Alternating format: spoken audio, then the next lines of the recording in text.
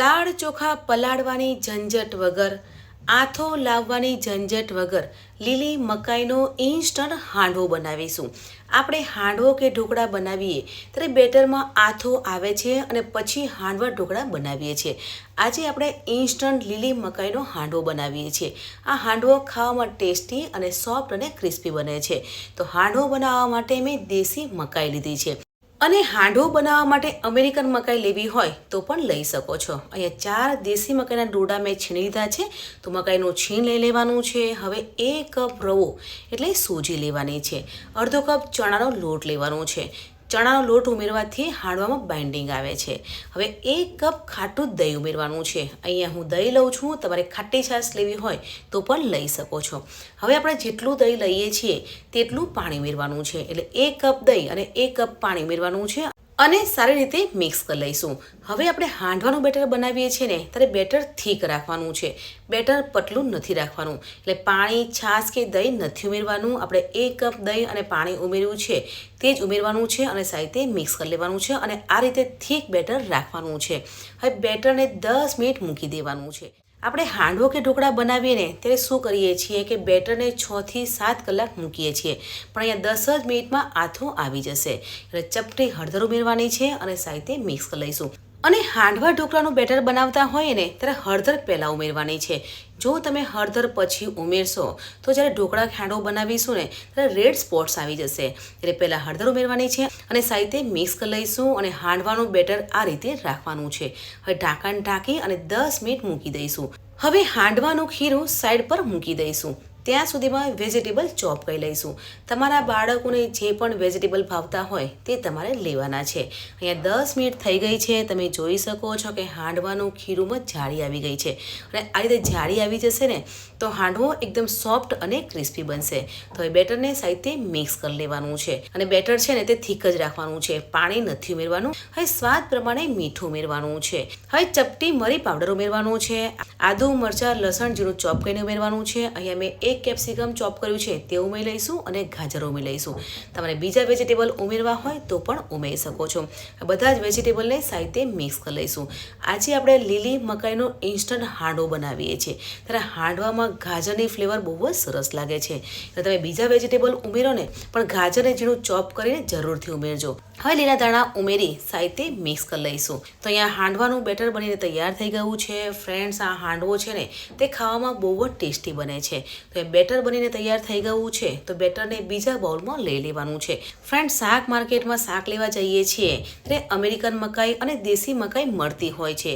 તો તમે પણ આ રીતે અમેરિકન મકાઈ કે દેશી મકાઈનો હાંડવો, ભજીયા બનાવી શકો છો. તમે મકાઈનું છીણ પણ બનાવી શકો છો. બહુ જ ટેસ્ટી લાગે છે. હવે બેટરમાં પાણી ઉમેરવાનું છે. હવે બેટરને પતલું કરવાનું છે. તો હાંડવાનું બેટર આ રીતે પતલું કરવાનું છે. હવે હાંડવો સોફ્ટ બને ને તેની માટે ઈનો કે ખાવાના મીઠા સોડા ઉમેરવાના છે. અહીંયા હું ઈનો ઉમેરું છું, પણ તમારે ખાવાના મીઠા સોડા ઉમેરવા હોય તો પણ ઉમેરી શકો છો. હવે ઈનો ઉપર 1 ચમચી પાણી ઉમેરવાનું છે અને સાથે મિક્સ કરી લઈશું. ઈનો ઉપર પાણી ઉમેરીએ છીએ ને તો ઈનો એક્ટિવ થાય છે અને જ્યારે આપણે હાંડવો બનાવીશું ને ત્યારે હાંડવો સોફ્ટ અને પોચો બનશે. તો એ બેટરને સાથે મિક્સ કરી લઈશું. અને આપણે હાંડવાનું ખીરું મિક્સ કરીશું ને તો ખીરું એકદમ સોફ્ટ થઈ જશે અને હલકું થઈ જશે. તો એ હાંડવાનું ખીરું બનીને તૈયાર થઈ ગયું છે. તો હવે આપણે ઇન્સ્ટન્ટ હાંડવો બનાવીશું. પેનમાં 2 ચમચી તેલ ઉમેરીશું. તેલ ગરમ થઈ જાય પછી અડધી ચમચી રાઈ ઉમેરવાની છે. ચપટી હિંગ ઉમેરીશું. અહીંયા મેં 3 લીલા મરચાંની સ્લાઇડ્સ કરી છે તે સ્લાઇડ્સ ઉમેરવાની છે. મીઠા લીમડાના પાન ઉમેરીશું અને સફેદ તલ ઉમેરવાના છે. તલ અને રાઈ તતરી જાય જે હાંડવાનું બેટર બનાવવું છે તે બેટર પેનમાં ઉમેરી લેવાનું છે અને ઢાંકણ ઢાંકી અને 4 થી 5 મિનિટ કૂક થવા દઈશું. એટલે હાંડવો છે ને તે એકદમ ક્રિસ્પી થઈ જશે અને અંદરથી પણ ચડી જશે. તો બેટર ઉપર સફેદ તલ ઉમેરવાના છે અને મકાઈના દાણા સ્પ્રિંકલ કરવાના છે. ઢાંકણ ઢાંકી અને 4 થી 5 મિનિટ કૂક થવા દઈશું. જ્યારે પણ આપણે હાંડવો બનાવીએ ને ત્યારે ગેસની ફ્લેમ ધીમી રાખવાની છે. ધીમા ગેસ પર હાંડવો બનાવીએ છીએ ને તો હાંડવો ક્રિસ્પી બને છે અને અંદરથી ચડી જાય છે. તો અહીંયા 4 મિનિટ થઈ ગઈ છે તો હાંડવાને ફેરવી લેવાનો છે.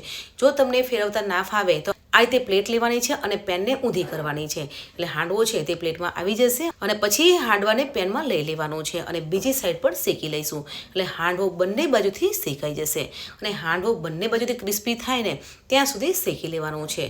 ફ્રેન્ડ્સ, લીલી મકાઈનો ઇન્સ્ટન્ટ હાંડવો બનાવ્યો છે. તે હાંડવો બનીને તૈયાર થઈ ગયો છે અને તમે જોઈ શકો છો કે હાંડવો એકદમ ક્રિસ્પી બન્યો છે.